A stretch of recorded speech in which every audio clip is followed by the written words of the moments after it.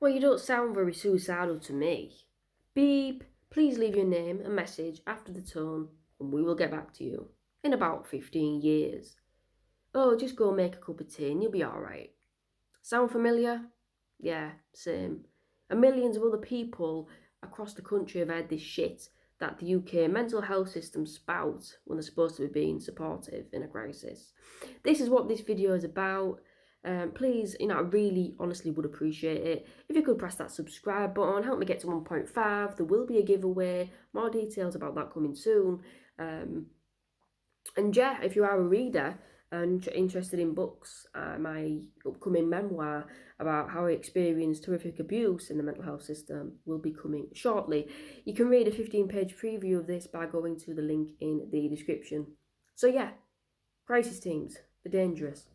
There's a lack of compassion in the mental health system, and it's a shame. It really is, because if you rang an ambulance, let's say there was a car crash and you broke your arm or you're bleeding all over, and you just got through to a voice machine. I'm sorry, please leave your name and message. And it's like, I'm bleeding to death. And it's like, the ambulance didn't turn up and they died. That would make the news, But why is that okay for the crisis teams to do that? Why? Why? It isn't okay. Mental health is the same as physical health. It's not less. And in this country, there's been a clear cut to mental health services. It's a fact. Now there is less mental hospitals. Now there is less mental health staff, support lines, centres for people with mental disabilities, centres for people like with learning disabilities, autism. There's so much less than there was. I was born in like 1994. And I remember there was a lot more services then. Now there's fuck all, and what we have left with is the bare basics. Look, even one of the rape centres was shut down in Leeds. That's what this government thinks of us, you know? That is one of the reasons why people aren't getting support. But like I said, going back to the main thing, compassion, there isn't any. I was in prison. I shouldn't have been there, and I've made a separate video for that. You can check on my channel or link in the description if I've put it right. I'm not very good at editing and stuff. But yeah, the crux of that video is basically that, it was not great, but it was better than a mental hospital, because I was treated with slightly more compassion. Not much, but a bit more. These mental hospitals and crisis teams attract power trippers. I love that term, and I also like to use the term power whore. They see gaps in people, they see vulnerability, and they like to sneak in insidiously. It isn't a human resources problem, because even if somebody doesn't have any criminal convictions and appears nice, what they do alone with patients is going to be a different matter. You give someone that's got a bit of an ego trip, right, you can look after these people in desperation, and a lot of them go horrible. There's been so many times in the past that I've been with distraught girlfriends or distraught, good friends, family members actually as well. And they've basically they've got through to a voice machine, and they've had to wait and wait and wait. And then they get through to somebody who doesn't sound interested, who sounds fed up, and it's like, basically, stop wasting our time, you're not very serious. How is that treatment? It isn't treatment. We don't deserve that. We never deserve that. We deserve care. I've put some more links in the description of other people being fobbed off and dying. Hull is bad for that. Especially a certain nurse. I don't think any of them are very good, to be honest, but there is a certain nurse that appears a lot of the time in the newspapers for being basically a grade A bastard. Basically telling people to get on with it, and that, they're not very serious about doing it, and, if you were going to kill yourself, you would, and stuff, that. You don't say that to somebody who's suicidal. We get a grip. We don't say that to people who are suicidal. That's like encouragement. If these people have actually studied psychology and psychiatry and nursing, the first rule is that you don't question somebody's intent. You don't question somebody and like make it antagonistic. You don't say, oh, well, if you're going to do it, you're going to do it. That is risky. And if you have been told that, I am so fucking sorry. And just want to say disclaimer on this channel, like I do swear a lot, I'm very passionate, I'm articulate, I am not monetized on this channel, and I don't make any money from YouTube. I do this because I like to do it, it's a hobby. I do make money from books, and I make money from other things, you know, coaching and books is the main. But at the moment, no, YouTube have demonetized me because I talk so blatantly and I do swear in my videos, but I will continue to because I am passionate. So yeah, I just thought I'd say that.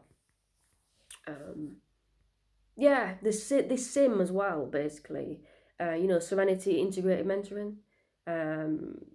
I've put again the links in the description. And what it is basically people are getting arrested and punished for being suicidal. And you really have to read it and witness it to believe it, but that is going on in this country. People are ringing up, saying that they're desperate, and then, you know, the police officers are turning up, saying, right, you've got BPD, right, you're doing it for attention, or you're doing it for a joke, right, we're going to put you in prison, or worse.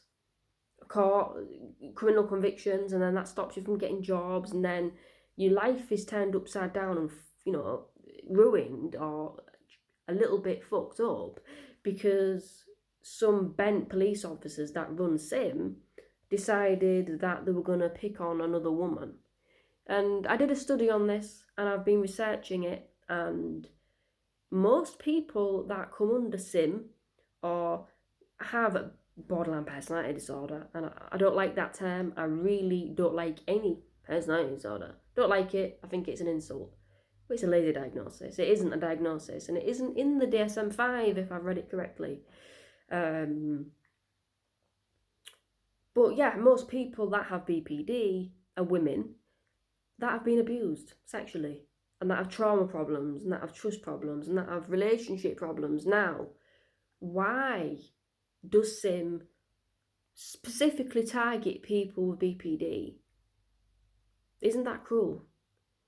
To torture and punish the most vulnerable women in our society, to say that you've been raped and you've had a shit life, and we're going to make it even shitter by torturing you and making you feel small for wanting help and wanting to stay alive. No wonder people are giving up. But I really hope that you don't give up, because I am an example of people that do care, and I genuinely do. Like I say, I don't make any money from this. I do it because I want to do it. People do survive abuse. People do survive being fobbed off. People do survive crises. People do survive. Honestly, they do, and I do care. And I've made a group called Fighting for Better Mental Health Services in the UK. Feel free to join it. It is on Facebook if you're on it. If you're not, don't worry about it. We can always chat in the community tab here on YouTube, or you can come and speak to me. I might be setting up a Sunday afternoon live where I talk between 12 and 1 to my followers and just get to know them basically, and, you know, chat to them and take requests for future videos. And if you do want me to do a video on something, could be, you know, what's it like in a medium hospital, secure hospital, what's it like in a prison again, you know, what's it like, I don't know, taking fluoxetine, you know, it could be anything like that, mental health related or motivational, and I will do a video on it. So yeah, please stay safe and avoid ringing them if you can. I'm not saying don't ring them, because that would be dangerous, but what I am saying is look at other options first. You know, there is Samaritans, which have been helpful for me personally. I do find Sane Line helpful. Again, I've not rang any of these services for about 4.5 years because I found myself. I found my own freedom, and it was in here. I found it in my making myself happy, but it takes a long time, and it takes encouragement, and it does take work, and it does sometimes take therapy as well. It depends, but I do care about you, and I know we've not met in person, And I don't know whether you're a girl or a boy or what, but you're a human being, I hope. Hopefully it's not one of those robots watching this back, like Alexa watching it back and thinking, what does this mean? Um, I do care, and I will always care. This isn't just a buzzword for me. I'm not just talking about mental health on this channel, just to get a load of subs and followers and that. Do you know what I mean? Because yeah, you don't make money talking about mental health. You don't. You do it because it's in there. So yeah, I just want to say I I'm here, and if you have been fobbed off, I'm so sorry. It's not your fault, and you do deserve care. Okay, I'll put the links in the description if you feel like checking them out. Stay safe until next time. It's been Michelle Therese. Alright, stay safe and stay New Era cap. Do you like New Era? Do you like caps? Does anybody else like caps? Or is it just me? Alright, talk soon. Bye.